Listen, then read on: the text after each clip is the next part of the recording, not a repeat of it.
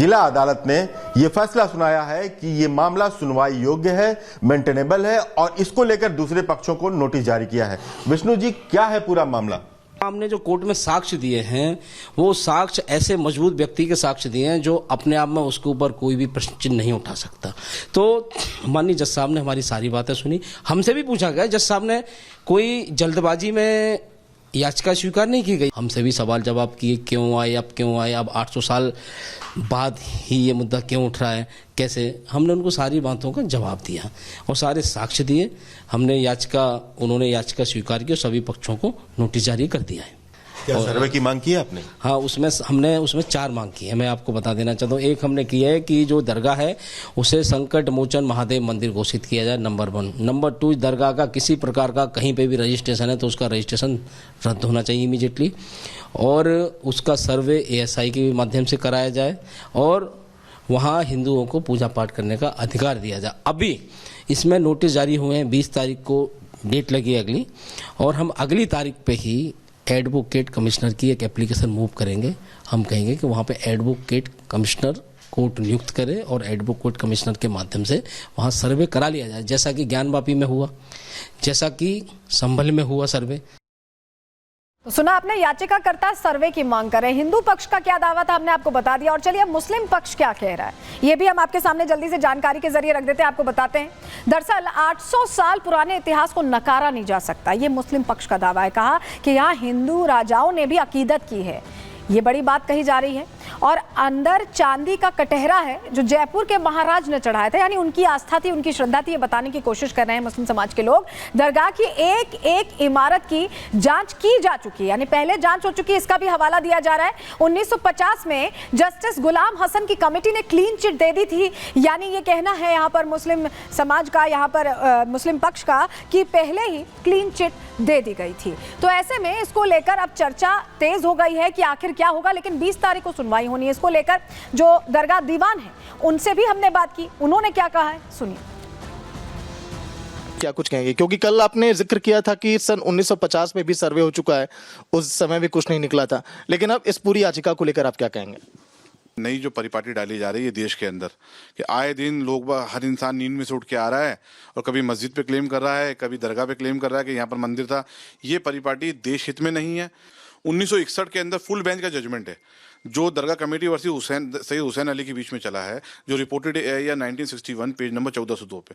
उसमें पूरी अजमेर दरगाह की हिस्ट्री लिखी हुई है, कौन सी इमारत कैसे बनी, क्या हुआ, उसमें कहीं मंदिर होने का जिक्र नहीं है। अब जो मैं कल 1950 की जो रिपोर्ट का जिक्र कर रहा था, देखिए वो ASI का सर्वे नहीं था, दरगाह ख्वाजा साहब एक्ट बनाने की कवायद चल रही थी। उसके ऊपर माल एडमिनिस्ट्रेशन के लिए एक दरगाह इंक्वायरी कमेटी रिपोर्ट बैठाई गई थी। उसके अध्यक्षता जस्टिस गुलाम हसन साहब थे, जो इलाहाबाद हाईकोर्ट के सिटिंग जज थे। उनकी अध्यक्षता में वो इंक्वायरी कमेटी रिपोर्ट थी। उसमें जब वो यहाँ आए इंक्वायरी करने पूरी, तो उन्होंने हर इमारत की भी इंक्वायरी करी और पूरी तामीरात की इंक्वायरी की गई। उसमें उन्होंने बाकायदा लिखा है पूरा कि कौन सी इमारत कब बनी, दरगाह कब अस्तित्व में आई, कैसे हुआ, उसमें कहीं मंदिर होने का जिक्र नहीं है। तो ये साक्ष्य मौजूद हैं। और इन 800 सालों के अंदर जितने इतिहासकारों ने 300 साल 400 साल पुरानी किताबें हम देखते हैं, जो उर्दू फारसी में भी हैं और दूसरी भाषाओं में इंग्लिश में भी हैं, उसमें हिंदू राइटर भी हैं और इंग्लिश राइटर भी हैं। किसी की किताब में कहीं ऐसा जिक्र नहीं है कि अजमेर दरगाह में मंदिर होना या इसका अवशेष होना पाया गया हो। ये सब पब्लिसिटी स्टंट है।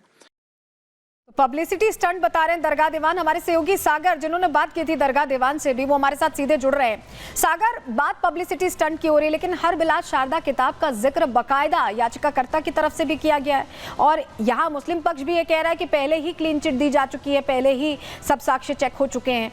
तो वहां के लोग क्या मान रहे हैं? क्या आपके लोगों से बात हुई?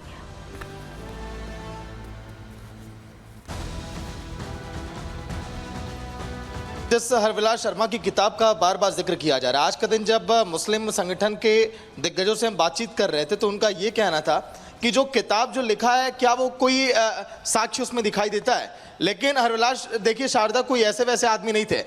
आज के दिन जब मैं अजमेर में घूम रहा था, देखिए उनके नाम पर यहाँ पर मार्ग भी है और हाईकोर्ट के पूर्व जज वो रह चुके हैं। ऐसे में जिन तथ्यों को उन्होंने लिखा है, विष्णु गुप्ता उसी को आधार बनाकर अब इस पर आगे देखिए सुनवाई की मांग कर रहे हैं। विष्णु जैन जिन बातों का जिक्र किया, उन्होंने किताब को आधार बनाया। विष्णु जैन बार बार ये भी कह रहे हैं कि मैं खुद अजमेर दरगाह के अंदर जाकर देखा, जो वहाँ की नक्काशी है, जो वहाँ की दीवारें हैं, वो इस बात की चीख चीख कर गवाही देती हैं कि हाँ, यहाँ पर शिव मंदिर रहा है। तीसरा जो सबसे बड़ा देखिए मेन पॉइंट है सलोने, ये कहा जा रहा है कि जो तहखाना है अजमेर दरगाह के अंदर उसको कई दिनों से खोला ही नहीं गया। आखिर ऐसी क्या बात है कि उसको खोला नहीं जा रहा है? लेकिन बार बार जो देखिए यहाँ सुनवाई की बात कही जा रही है, इसको लेकर कहा यह जा रहा है कि ये कोई आधार नहीं है। और मुस्लिम संगठन के जो बड़े दिग्गज चेहरे जिनसे आज के दिन हम बातचीत किए, चाहे हम बात करें नसरुद्दीन की, उन्होंने कहा कि यहाँ पर कोई भी सबूत नहीं है और वो 800 सालों की पुराने इतिहास को यहाँ पर गिनाने में लगे हैं।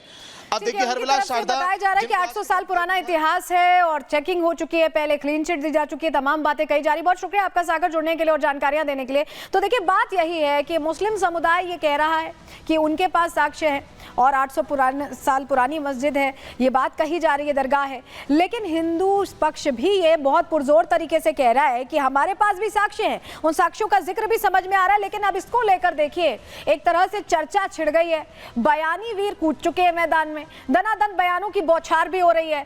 क्योंकि ऐसा लगता है जो बयान वीर कूद रहे हैं, जो अमूमन बोलते हैं, वो कहते हैं कि उन्हें संविधान पर भरोसा है, संवैधानिक प्रक्रिया पर भरोसा है। तो कोर्ट में पूरा मामला चल रहा था, उस पर भरोसा हो सकता था, लेकिन फिर भी अब इस पर नए सिरे से चर्चा चल रही है। रिपोर्ट आपको दिखा रहे हैं।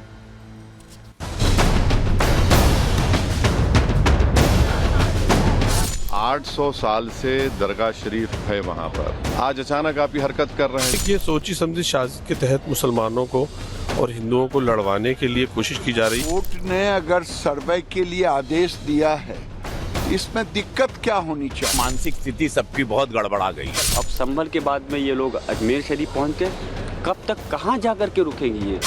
अजमेर में आक्रांताओं के निशान, अब मौलाना हुए परेशान।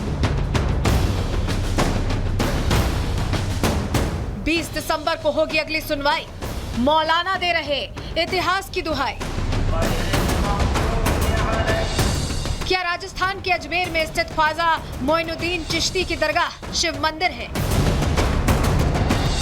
ये सवाल इसलिए क्योंकि हिंदू सेना के राष्ट्रीय अध्यक्ष विष्णु गुप्ता ने इस मामले को लेकर एक याचिका दायर की। दावा किया कि ये महादेव का मंदिर है, जिसके बाद सेशंस कोर्ट ने याचिका को लेकर संबंधित पक्षों को नोटिस भेजा और अब अगली सुनवाई 20 दिसंबर को होनी है। हालांकि कोर्ट के इस फैसले के बाद मौलानाओं के पेट में दर्द होना शुरू हो गया। कोर्ट 20 दिसंबर को सुनवाई करता, उससे पहले ही मौलानाओं ने अपना राग अलापना शुरू कर दिया।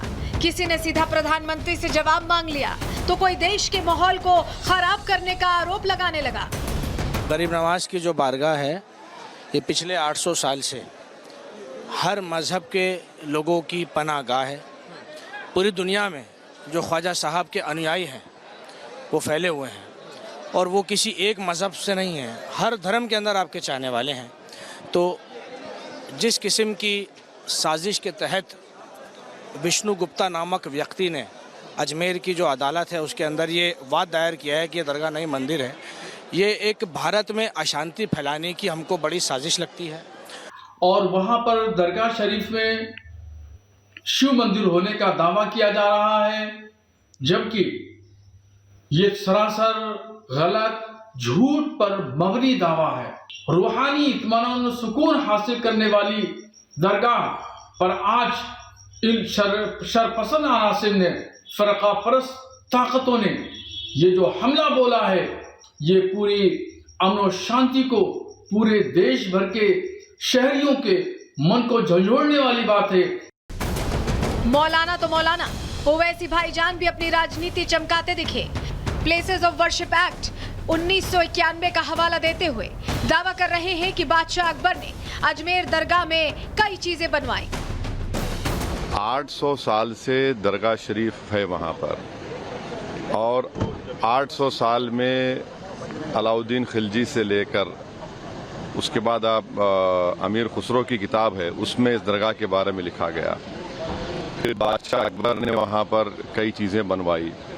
आज अचानक आप ये हरकत कर रहे हैं। तो सलीम चिश्ती की दरगाह नहीं है रहमतुल्लाह अलैह की, और ख्वाजा गरीब नवाज की दरगाह नहीं है। कहाँ रुकेगा बताइए? ये प्लेसेस ऑफ वर्शिप एक्ट 91 का क्या होगा? केवल ओवैसी ही नहीं, पहले से ही संभल दंगों के आरोपी सपा सांसद जियाउर रहमान बर्क फिर से भड़काऊ बोली बोलते दिखे। इतना ही नहीं, रामपुर से सपा सांसद मोहिबुल्लाह नदवी सेशंस कोर्ट के फैसले पर सवाल उठा रहे हैं, सोची समझी साजिश बता रहे हैं। अब संभल के बाद में ये लोग अजमेर शरीफ पहुंच गए, कब तक कहाँ जा कर के रुकेंगी? ये क्या चाहते हैं ये इस प्रदेश और देश के साथ में? क्यों खिलवाड़ कर रहे हैं उसके कानून के साथ? ये सोची समझी साजिश के तहत मुसलमानों को और हिंदुओं को लड़वाने के लिए कोशिश की जा रही है, लेकिन हिंदू भाई भी इसके लिए तैयार नहीं है और वो भी फ़ोन करके और अपने तरीके से हम लोगों को ये बता रहे हैं कि इसमें हमारी कोई मंशा शामिल नहीं है, हुकूमती एजेंसियां हैं जिनको इस्तेमाल किया जा रहा है। नेताओं ने कोर्ट के फैसले पर सवाल उठाया तो बीजेपी नेताओं ने बयानवीरों को आड़े हाथों लिया। केंद्रीय मंत्री गिरिराज सिंह ने कहा कि अगर कोर्ट ने कोई आदेश दिया है तो इसमें गलत क्या है। वहीं सांसद रवि किशन ने पलटवार करते हुए विपक्ष की मानसिकता पर सवाल उठाया। अजमेर में कोर्ट ने आदेश दिया है सर्वे का। हमारा काम है, किसी हिंदू ने अगर याचिका दायर की और कोर्ट ने अगर सर्वे के लिए आदेश दिया है तो इसमें दिक्कत क्या होनी चाहिए। ये सत्य है कि जब आक्रांता आए थे मुगल तो हमारे मंदिरों को तोड़ा था। यदि क्या सम्मानी लोकतंत्र में माननीय कोर्ट के लिए भी लोग ऐसी बात करेंगे विरोधी पक्ष, इससे पता चलता है कि खिसियानी बिल्ली खंबा नोचे। मानसिक स्थिति सबकी बहुत गड़बड़ा गई है। फिलहाल इस सियासी बयानबाजी के बीच सवाल वही बना हुआ है कि ख्वाजा मोइनुद्दीन चिश्ती की दरगाह मंदिर है या दरगाह। अब देखना होगा कि अगली सुनवाई पर कोर्ट क्या आदेश देता है। Bureau report, Republic Bharat.